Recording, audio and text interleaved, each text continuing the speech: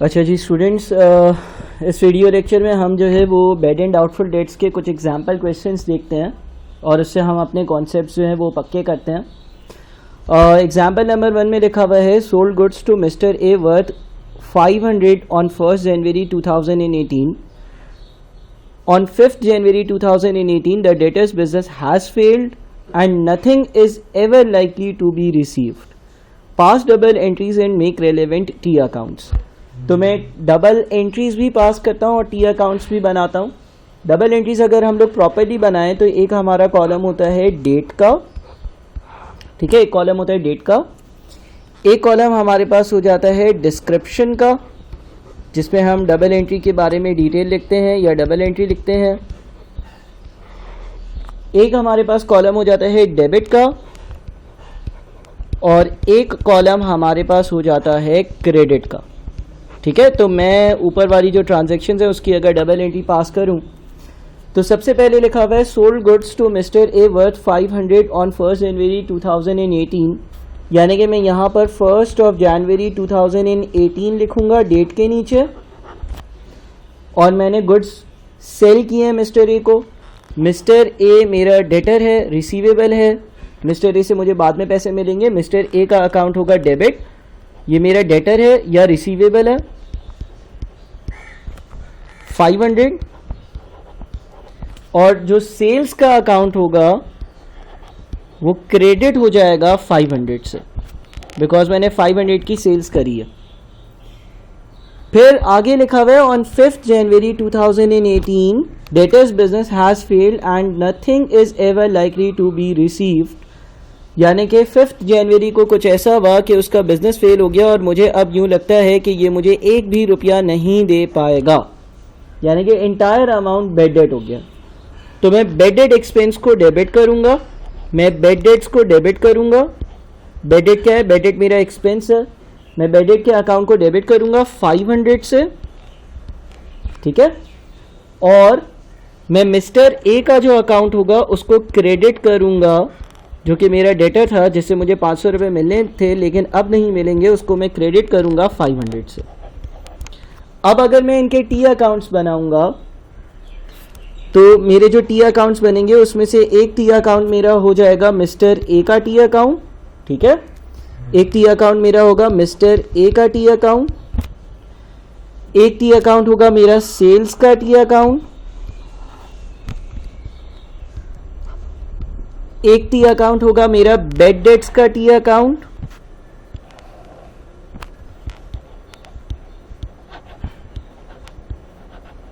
और इन T accounts को अगर मैं कंप्लीट करता हूं, पहली जो ट्रांजैक्शन थी mister A debit 500 sales credit 500, तो मिस्टर ए के अकाउंट में 500 डेबिट साइड पे लिखा ड्यू टू सेल्स, और सेल्स के अकाउंट में क्रेडिट साइड पर मिस्टर ए लिखा और साथ में लिखा 500 बिकॉज 500 की सेल्स करी है मिस्टर ए को। दूसरी ट्रांजैक्शन है bed debt expense debit 500, because ये एक एक्सपेंस हो गया, ये पैसे मुझे मिलेंगे ही नहीं, लॉस हो गया मेरा। मिस्टर ए क्रेडिट 500, तो मिस्टर ए के अकाउंट में यहाँ पर क्रेडिट पर 500 लिखेंगे हम, साथ में हम लिखेंगे बेड डेट्स, और जो हमारा बेड डेट्स का अकाउंट होगा उसमें डेबिट पर यहाँ पर 500 लिखेंगे और साथ में लिखेंगे मिस्टर ए। और फिर इस अकाउंट को अगर हम क्लोज करते हैं 500 ना कोई ब्रॉड डाउन है ना कोई कैरेट डाउन है, ठीक है। इसी तरह से सेल्स का जो अकाउंट है, सेल्स के अकाउंट में यहाँ पर 500, यहाँ पर 500, और यहाँ पर इसका बैलेंस कैरेट डाउन होगा कितना 500, और इसी तरह से मेरा बेड डेट्स का अकाउंट है। अच्छा, अब देखो ये सारी एंट्रीज जो है ना वो जिस जिस दिन होती रहती हैं उस दिन पास करते रहते हैं हम। 1st जनवरी 2018 और 5th जनवरी 2018। एक एडिशनल चीज़ मैं यहाँ पर ऐड करना चाहूँगा आपकी नॉलेज में कि जब साल का आखिरी दिन होता है, for example 31st of December 2018, और हमें कंपनी का पूरा प्रॉफिट कैलकुलेट करना होता है, तो जितने भी बेड डेट्स के अमाउंट होते हैं उनको हम प्रॉफिट एंड लॉस अकाउंट में ले जाते हैं एज एन एक्सपेंस, एक्सपेंसेस के नीचे उनको शो करते हैं, यानी कि हम एक और एंट्री पास करते हैं profit and loss account debit ये एंट्री जो है थोड़ा सा हायर लेवल की है, हो सकता है आपने अभी तक profit and loss account detail में ना पढ़ा हो, तो बस इस एंट्री को आप कॉपी कर लेना। मैं इसकी प्लेसमेंट बता दूंगा बेड डेट्स की, लेकिन फिर जब हम P&L डिस्कस करेंगे तो उसमें हम इसको और एलेबोरेट करेंगे। Profit and loss account debit और बेड डेट्स का अकाउंट क्रेडिट, ठीक है, ये कहलाती है मेरी क्लोजिंग एंट्री। बेड डेट्स का अकाउंट क्रेडिट 500, और इसकी वजह से मैं यहां पर P&L लिखता हूं 500। इस अकाउंट को भी क्लोज कर देते हैं। और जब हम अपना प्रॉफिट एंड लॉस अकाउंट बनाते हैं, शायद कुछ लोग उसके फॉर्मेट से फेमिलियर हो। प्रॉफिट एंड लॉस अकाउंट जब हम बनाते हैं ना, प्रॉफिट एंड लॉस अकाउंट जब बनाते हैं तो क्या करते हैं हम, अगर मैं इसका रफ फॉर्मेट बनाऊं तो सबसे पहले सेल्स रेवेन्यू आता है। सेल्स रेवेन्यू में से कॉस्ट ऑफ गुड्स सोल्ड को माइनस करते हैं। ये एक हाई लेवल की चीज़ें हो सकता है अभी आपने ना पढ़ी हो, हम बाद में पढ़ेंगे। कॉस्ट ऑफ गुड्स सोल्ड को माइनस कर कर ग्रॉस प्रॉफिट आ जाता है। ग्रॉस प्रॉफिट में से सारे एक्सपेंसेस को माइनस करते हैं, तो उन एक्सपेंसेस में एक एक्सपेंस बेड डेट का भी होगा 500 का, और फिर हम अपना नेट प्रॉफिट लिखेंगे। ठीक है, वो जो एक्सपेंसेस हम लिख रहे होंगे उन एक्सपेंसेस में एक 500 का बेड डेट का एक्सपेंस भी होगा जो कि यहाँ से आया होगा। ठीक है, और फिर जो बच जाएगा वो मेरा नेट प्रॉफिट होगा। तो प्रॉबेबली हो सकता है कि प्रॉफिट एंड लॉस अकाउंट आपने ना पढ़ा हो, लेकिन मैंने इसलिए बना दिया ताकि आपको ये पता चल जाए कि ये जो बेड डेट का एक्सपेंस होगा पूरे साल का, जो 500 रुपये का आपको लॉस हुआ है, वो प्रॉफिट एंड लॉस अकाउंट में यहाँ पर शो रहा होगा एक्सपेंसेस के बाद। ठीक है भाई, तो ये एक एग्जाम्पल हमने कर ली, इसको आप आराम से कॉपी करें। फिर हम एग्जाम्पल नंबर 2 पर चलते हैं। अच्छा, अब आप लोगों के सामने एग्जाम्पल नंबर 2। ठीक है, अब आप लोगों के सामने एग्जाम्पल नंबर 2। तो एग्जाम्पल नंबर 2 देखते हैं। एग्जाम्पल नंबर 2 में भी क्या होगा, एक जगह डेट होगी, उसके बाद एक डिस्क्रिप्शन का कॉलम होता है। मैं डबल एंट्रीज पहले पास करूंगा ना। डिस्क्रिप्शन के बाद एक कॉलम होगा हमारा डेबिट का कॉलम, एक कॉलम होगा हमारा क्रेडिट का कॉलम। एग्जाम्पल नंबर 2 में क्या लिखा हुआ है, sold goods to mister A worth 500 on 1 January 2018, यानी कि आपने 1 जनवरी को मिस्टर ए को कुछ गुड्स बेचे। तो डबल एंट्री क्या पास करोगे, 1 जनवरी डेट की जगह आ गया। ठीक है, उसके बाद आप डिस्क्रिप्शन में यहां पे लिख दोगे मिस्टर ए। मिस्टर ए कौन है, मेरा डेटर है। मिस्टर ए मेरा डेटर है। मिस्टर ए को डेबिट कर दोगे 500 से, और सेल्स को क्रेडिट कर दोगे 500 से, बिकॉज आपने क्या किया है, 500 रुपए की चीजें बेची है मिस्टर ए को। फिर लिखा हुआ है on 5th January the debtors business has failed and he paid 300 as full and final settlement for all amount. Pass relevant double entries and make relevant T accounts. देखो, इसको हमने 500 की चीज़ें बेची थी, लेकिन 5 जनवरी को इसका बिजनेस जो है वो फेल हो गया, और वो ये कहता है कि यार मेरे पास सिर्फ और सिर्फ 300 रुपये हैं, 300 रुपये ले लो, और पैसे मैं नहीं दे सकता। यानी कि हमारा नुकसान कितना हुआ, इससे हमें 500 लेने थे, लेकिन 500 में से ये 300 रुपये दे रहा है, तो हमारा नुकसान 200 का हुआ। तो अब इसकी एंट्री क्या पास होगी, इसकी एंट्री देख लेते हैं। अच्छा, इसकी अगर हम एंट्री पास करेंगे 5 जनवरी वाली, तो 2 तरह से पास हो सकती है। मैं दोनों तरह से जो एंट्रीज पास हो सकती हैं वो बता दूंगा। 5 जनवरी 2018 है। एक एंट्री तो ये है कि मैं सेपरेटली एंट्रीज पास करूं। इससे मुझे 300 रुपये दे दिए ना, इससे मुझे 300 रुपये दे दिए, तो मैं क्या करूं, cash debit 300, mister a credit 300, और 200 रुपये ये नहीं दे सका, तो बेड डेट से expense debit, bed debt expense debit 200, 200 का मुझे नुकसान हो गया, और मिस्टर ए क्रेडिट 200। ठीक है, कैश इसने 300 दे दिया, cash debit 300, mister a credit 300। 200 रुपये ये नहीं दे सकता, मुझे 200 का नुकसान हो गया, बेड डेट्स हो गए। ये पैसे बोल रहे हैं मेरे पास है ही नहीं, मैं अपना बिजनेस बंद कर रहा हूँ, मेरा बिजनेस फेल हो गया, मैं आपको सिर्फ 300 दे सकता हूँ, 200 का नुकसान हो गया, bed debt expense debit, mister a credit. Sometimes हम इसकी एक साथ भी एंट्रीज पास कर लेते हैं। ये दो एंट्रीज जो हैं इसको एक साथ कैसे पास करेंगे? इसको एक साथ ऐसे पास करेंगे कि देखो हम कैश को डेबिट कर देंगे 300 से। ये कुछ बुक्स में आप देखोगे कि इस तरह भी एंट्री पास हुई होगी, ये भी सही है। आप कैश को डेबिट कर दो 300, कैश इसने 300 दिया ना, और आप बेडेड एक्सपेंस जो है ना इसको डेबिट कर दो 200, बिकॉज 200 रुपये जो है वो ये नहीं दे सकेगा, 200 का मुझे परमानेंट नुकसान हो गया। तो बेडेड एक्सपेंस को कर दो 200 से, बेडेड एक्सपेंस को कर दो 200 से डेबिट। और ये जो मिस्टर ए को आपने एक बार 300 से क्रेडिट किया था और एक बार 200 से क्रेडिट किया था, ये आप एक साथ कर लो। एक साथ कर लो का मतलब ये है कि आप जो है ना वो यहाँ पर लिख दो मिस्टर ए क्रेडिट 500, ठीक है, डेबिट और क्रेडिट। क्या किया आपने? एक साथ ये एंट्री पास कर ली। अच्छा, अब अगेन हम टी अकाउंट्स बनाते हैं अपने। हम ये देखते हैं कि हमारे टी अकाउंट्स जो है ना वो कैसे बनेंगे। टी अकाउंट्स में एक टी अकाउंट हो जाएगा मिस्टर ए का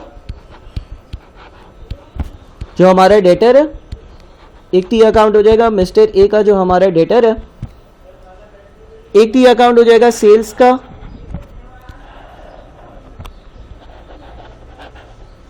ठीक है, एक टी अकाउंट हो जाएगा कैश का बिकॉज मेरे पास कैश आया है, और एक टी अकाउंट हो जाएगा बेडेड एक्सपेंस का। एक और टी अकाउंट हो जाएगा मेरा बेडेड एक्सपेंस का, बेड डेट एक्सपेंस का, ठीक है।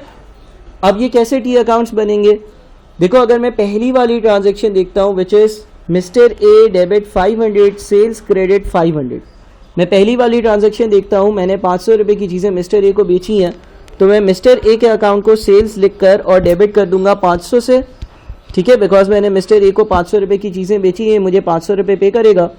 और जो सेल्स का अकाउंट होगा इसमें मिस्टर ए लिखकर और इसको कर दूंगा क्रेडिट बिकॉज मैंने मिस्टर ए को 500 रुपये की चीज़ें बेची हैं। ये पहली ट्रांजैक्शन 1 जनवरी वाली रिकॉर्ड हो जाएगी, मिस्टर ए का अकाउंट डेबिट और सेल्स का अकाउंट क्रेडिट। जो 5 जनवरी वाली ट्रांजैक्शन है उसको अगर मैं देखूं तो cash debit 300 mister a credit 300, यानी कि मिस्टर ए ने मुझे 300 रुपये कैश पे किए हैं, तो कैश का अकाउंट में डेबिट कर दूंगा 300। किसने दिए पैसे? मिस्टर ए ने दिए हैं। और मिस्टर ए के अकाउंट में यहाँ पर लिख दूंगा कैश और 300 लिख दूंगा, 500 में से 300 रुपये इसने मुझे पे कर दिया।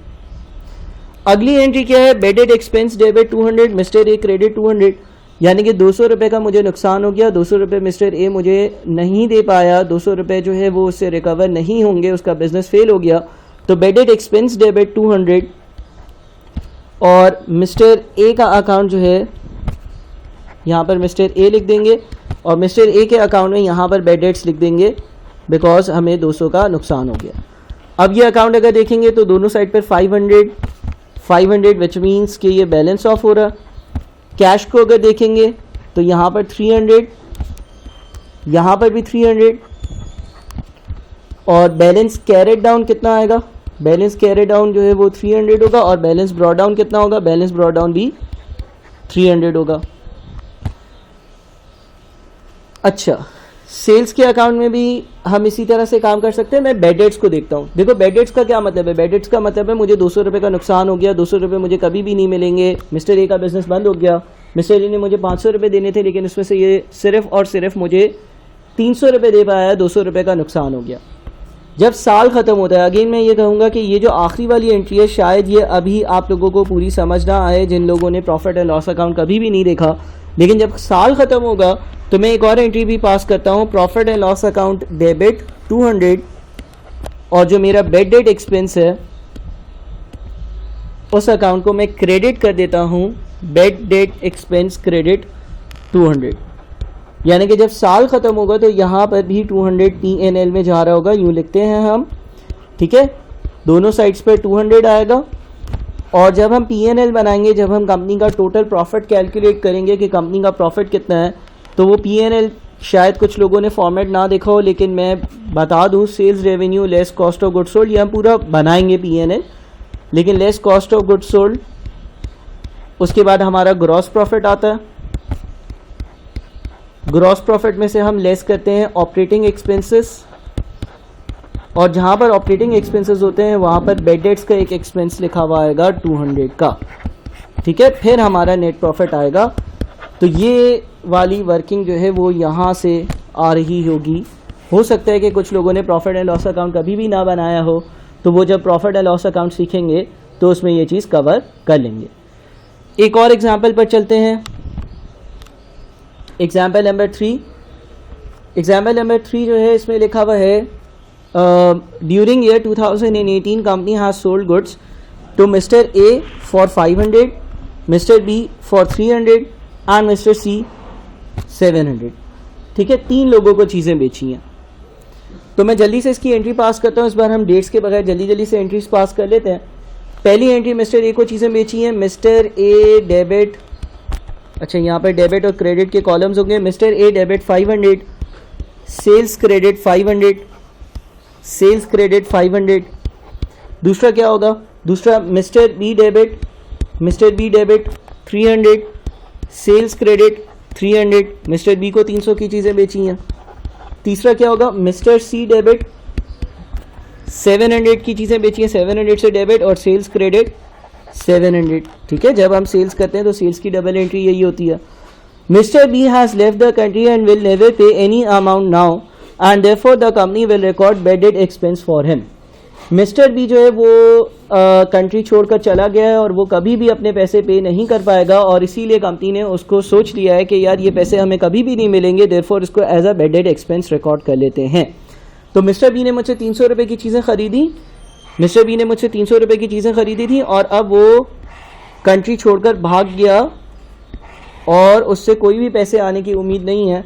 तो मैं एक एंट्री पास कर लूँगा, बेड डेट एक्सपेंस डेबिट 300 और मिस्टर बी क्रेडिट 300, ठीक है। ये उस एक्सपेंस के लिए जो हो गया, मिस्टर बी मुझे पैसे मेरे लेकर भाग गया, ठीक है ना। आगे क्या लिखा हुआ है? Also company has a policy to create 10% general provisions for doubtful debts at year end. अब ये प्रोविजंस फॉर डाउटफुल डेट्स क्या होता है? ये एक नई टर्म यूज हो रही है। देखो, बेड डेट्स एक चीज होती है, बेड डेट एक चीज होती है और एक होती है provisions for doubtful dates. Bad debts का मतलब क्या है? बेड डेट्स का मतलब क्या है? पहले तो मैं आपको ये बता दूं, बेड डेट्स का मतलब क्या है भाई? बेड डेट्स का मतलब ये है कंफर्म लॉस। बेड डेट्स का मतलब ये है 100% कंफर्म लॉस। यानी कि फॉर एग्जाम्पल बी की अगर मैं बात करता हूँ ना और मैं क्या कहता हूँ कि बी जो है वो बेड डेट हो गया, तो उसका मतलब ये है कि अब 100% पक्की बात हो गई कि ये पैसे देगा ही नहीं, खा के भाग गया पैसे, इसका बिजनेस डूब गया, ये खुद चोर था, जो भी। प्रोविजंस का क्या मतलब होता है? देखो, जब हम कोई बिजनेस करते हैं ना तो हमें कुछ टाइम में अंदाज़ा हो जाता है कि यार हम जो चीज़ें बेचते हैं ना उसमें से कितने % चीज़ों के पैसे मुझे नहीं मिलते। फॉर एग्जाम्पल, इस बिजनेसमैन का पास्ट एक्सपीरियंस ये कहता है कि 10% चीज़ें जो है ना, या 10% पैसे मुझे कभी भी नहीं मिलते। 10% पैसे नहीं मिलते का क्या मतलब है सर? मतलब ये कि अगर ये 10,000 रुपये की चीज़ें बेचता है तो इसको 1,000 रुपया नहीं मिलता, 9,000 रुपये मिलता है। 10,000 रुपये की चीज़ें अगर ये बेचता है तो उसका 10% यानी कि 1,000 रुपये लोग खाकर भाग ही जाते हैं। ये इसका एक अंदाज़ा है, ठीक है ना। या अनकन्फर्म लॉस है, यानी कि इसको यूँ लगता है कि यार तकरीबन जो चीज़ें मैं बेच रहा हूँ ना डाउटफुल डेट्स, उसमें से जो है ना अनकन्फर्म, 100% कन्फर्म नहीं है मुझे, लेकिन अनकन्फर्म्ड हूँ मैं, या मुझे एक अंदाज़ा है कि यार इतना पैसा डूब जाएगा। इतना पैसा डूब जाएगा का मतलब ये है कि फॉर एग्जाम्पल मैंने मिस्टर ए को, एक एग्जाम्पल देता हूँ, मैंने मिस्टर ए को 500 रुपये की चीज़ें बेची हैं, एग्रीड, और मैंने मिस्टर सी को 700 रुपये की चीज़ें बेची हैं, एग्रीड। तो 500 700 कितना होता है? 500 700 1200 होता है। 500 700 1200 होता है ना। बी तो पैसे खाकर भाग ही गया, बी तो कंफर्म पैसे खाकर भाग गया। ए और सी से कितने पैसे लेने हैं फ्यूचर में? 1200। आइडियल सिचुएशन ये होगी कि ये लोग मुझे 1200 दे दें, लेकिन मेरा एक अंदाज़ा है, मेरा एक एस्टिमेट है, और वो एस्टिमेट ये है कि तकरीबन 10% पैसे जो है ना वो मुझे नहीं मिलेंगे। यानी कि अगर मैंने 1200 की चीज़ें बेची हुई हैं, अगर मैंने डिफरेंट लोगों को 1200 रुपये की चीज़ें बेची हुई हैं, तो 1200 का 10% कितना होता है? 1200 का 10% होता है 120। ये मेरा बस एक अंदाज़ा है कि ये 10% पैसे मुझे शायद नहीं मिलेंगे, यानी कि 1200 में से मुझे तकरीबन जब फ्यूचर में पेमेंट आएगी तो 1080 रुपीज़ मिलेंगे, 120 नहीं मिलेंगे। इसको हम क्या कहते हैं, इसको हम प्रोविजंस फॉर डाउटफुल डेट्स कहते हैं। और प्रोविजंस फॉर डाउटफुल डेट्स हम लोग जो है वो अपने पास रिकॉर्ड कर लिया करते हैं। हमें अकाउंटिंग में एक कॉन्सेप्ट होता है जो ये कहता है कि अगर आपको फ्यूचर में कोई लॉस नज़र आए, मुझे नज़र आ रहा है ना कि फ्यूचर में शायद मुझे 120 रुपये का नुकसान हो जाएगा, फ्यूचर में शायद मुझे 1200 नहीं बल्कि 120 रुपये कम मिलेंगे, तो वो कॉन्सेप्ट ये कहता है कि भाई अगर आपको फ्यूचर में कोई लॉस नज़र आ रहा है तो उसकी डबल एंट्री आज ही पास कर लो और अपना लॉस आज ही बुक कर लो। अब इसको अगर रिकॉर्ड करना हो तो कैसे करते हैं, अगेन हम अगर इसकी डबल एंट्री रिकॉर्ड करेंगे तो डबल एंट्री 120 रुपये की क्या होगी, तकरीबन मुझे लगता है कि 120 रुपये मुझे फ्यूचर में नहीं मिलेंगे, तो मैं लिखता हूँ profit and loss account debit 120 रुपये का नुकसान आज ही रिकॉर्ड कर लो। क्यों? Due to provision for doubtful debts. कितना है प्रोविजन फॉर डाउटफुल डेट्स? 120 है। ठीक है, तो मेरा एक अंदाज़ा है कि 120 रुपीज़ मुझे नहीं मिलेंगे, कंफर्म नहीं है 100%, बट एक एस्टिमेट है, एक अंदाज़ा है कि 120 रुपये जो है ना उसका मुझे नुकसान होगा। Profit and loss account debit 120 और प्रोविजंस फॉर बैड डेट्स या provisions for doubtful dates credit 120। अब इनके टी अकाउंट्स बनाते हैं कि टी अकाउंट्स कैसे बनेंगे। एक है हमारे पास मिस्टर ए, तो एक टी अकाउंट हमारा बन जाएगा मिस्टर ए का, ठीक है ना, मिस्टर ए का एक टी अकाउंट बनेगा। एक हमारे पास सेल्स है, सेल्स का टी अकाउंट बनेगा। एक हमारे पास मिस्टर बी है, मिस्टर बी का टी अकाउंट बनेगा। एक हमारे पास मिस्टर सी है, मिस्टर सी का टी अकाउंट बनेगा। एक हमारे पास बेडेड है, बेडेड का टी अकाउंट बनेगा। एक हमारे पास प्रोविजंस फॉर बेड डेट्स है, प्रोविजंस फॉर डाउटफुल डेट्स है, प्रोविजंस फॉर डाउटफुल डेट्स का टी अकाउंट बनेगा। और ये टी अकाउंट बनेंगे कैसे, ये देख लेते हैं। Mister A debit 500, sales credit 500, यहाँ पर 500 लिखा सेल्स की वजह से, और सेल्स में यहाँ पर 500 लिखा मिस्टर ए, ठीक है। Mister B debit 300, sales credit 300, mister B के अकाउंट में यहाँ पर 300 लिखा सेल्स की वजह से, और मिस्टर बी के यहाँ पर अकाउंट में हमने 300 लिख दिया, ठीक है। मिस्टर सी डेबिट 300, सेल्स क्रेडिट 300, मिस्टर सी के अकाउंट में यहाँ पर 700 लिख दिया सेल्स की वजह से, सेल्स के अकाउंट में यहाँ पर लिख दिया हमने 700, ठीक है। Bad debt expense debit 300, mister B credit 300, mister B और बेडेड में 300 रुपये यहाँ पर रिकॉर्ड कर लिए। क्यों? मिस्टर बी पैसे खाकर भाग गया इसलिए, और मिस्टर बी के अकाउंट में यहाँ पर बेडेड्स लिख दिया कितना, 300 रुपये ये खाकर भाग गया। बैलेंसिंग नहीं करते अकाउंट्स की, ठीक है ना, वो तो हम सीख चुके हैं। Profit and loss account debit 120, provisions for bad debts credit 120। तो जो हमारा प्रोविजंस फॉर बेडेड्स का अकाउंट होगा, जो प्रोविजंस फॉर बेडेड्स का अकाउंट होगा उसमें हम लोग यहाँ पर रिकॉर्ड करेंगे प्रॉफिट एंड लॉस अकाउंट 120, ठीक है। और इस अकाउंट को मुझे आगे भी यूज़ करना होगा अगली एग्जाम्पल में, तो मैं इसको बैलेंस ऑफ कर देता हूँ। ये क्या होगा, 120 यहाँ, 120 यहाँ, इसका बैलेंस कैरी डाउन कितना आएगा, 120 आएगा, और इसका ब्रॉड डाउन कितना आएगा, 120 आएगा, ठीक है भाई।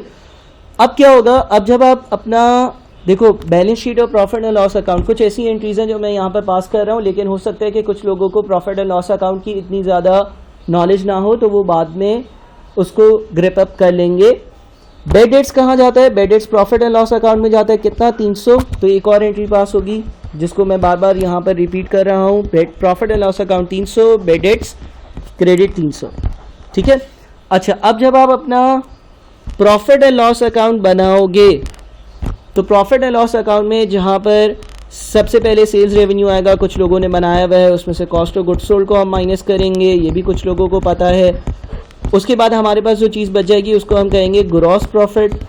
ग्रॉस प्रॉफिट में से बहुत सारे एक्सपेंसेस माइनस होंगे, जो ऑपरेटिंग एक्सपेंसेस माइनस होंगे उनकी जो लिस्ट है उसमें एक चीज़ आएगी बेड डेट्स यानी कि कंफर्म नुकसान हो गया, और दूसरी चीज़ आएगी प्रोविजंस फॉर बेड डेट्स या डाउटफुल डेट्स। बेड डेट्स कितना आएगा, अगर हम देखते हैं तो 300 रुपये तो कंफर्म मेरा नुकसान हो गया ना, जो मिस्टर बी खाकर भाग गया, तो बेड डेट्स यहाँ पर 300 लिखूंगा, और प्रोविजंस फॉर बैड डेट्स कितना आएगा 120। मुझे लगता है कि 120 रुपये मुझे नहीं मिलेंगे, वो 120 रुपये भी यहाँ पर रिकॉर्ड कर दूंगा और फिर मैं सारे एक्सपेंसेस माइनस कर अपना नेट प्रॉफिट कैलकुलेट करूँगा। ठीक है।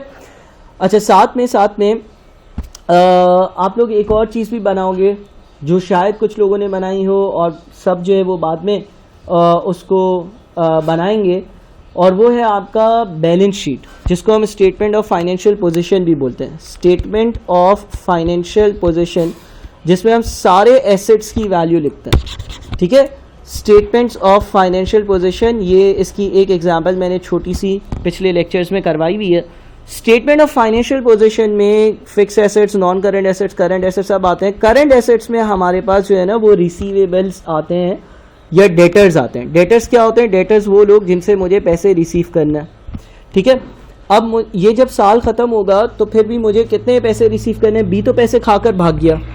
ठीक है, ए से 500 रुपये रिसीव करना है। वो ऐसे भी आ सकता है कि अगर मैं यहाँ पर 500 लिखूँ, यहाँ पर 500 लिखूँ, कैरी डाउन कितना आएगा 500, ब्रॉड डाउन कितना आएगा 500। ए से 500 रुपये रिसीव करना है, डी तो पैसे खाकर भाग गया। सी से कितने रिसीव करना है? 700 रुपये रिसीव करना है। 700 रुपये की चीज़ें इसको बेची थी, लेकिन इसने मुझे पैसे नहीं दिए ना, पैसे फ्यूचर में देगा, तो इसका ब्रॉड डाउन कितना आ रहा है 700। 700 500 कितना होता है 1200। तो जहाँ पर हमारे पास स्टेटमेंट ऑफ फाइनेंशियल पोजीशन में डेटर्स आ रहे होंगे वहाँ पर 1200 आएगा, और नीचे लिखा हुआ आएगा प्रोविजंस फॉर डाउटफुल डेट्स 120, जो कि डाउटफुल डेट्स वाला बैलेंस होगा। ये क्या डिनोट कर रहा है? ये इस बात को डिनोट कर रहा है कि 1200 रुपये लोगों से लेने, लेकिन हमें लगता है कि 120 रुपये नहीं मिलेंगे और 1080 रुपीज़ मिलेंगे। ठीक है, अब इस लेक्चर को आराम से देखें, चीज़ों को कॉपी करें। अगले लेक्चर में मजीद चीज़ें डिस्कस करेंगे, चीज़ें क्लियर होंगी with the passage of time, with practice और with query classes, live sessions.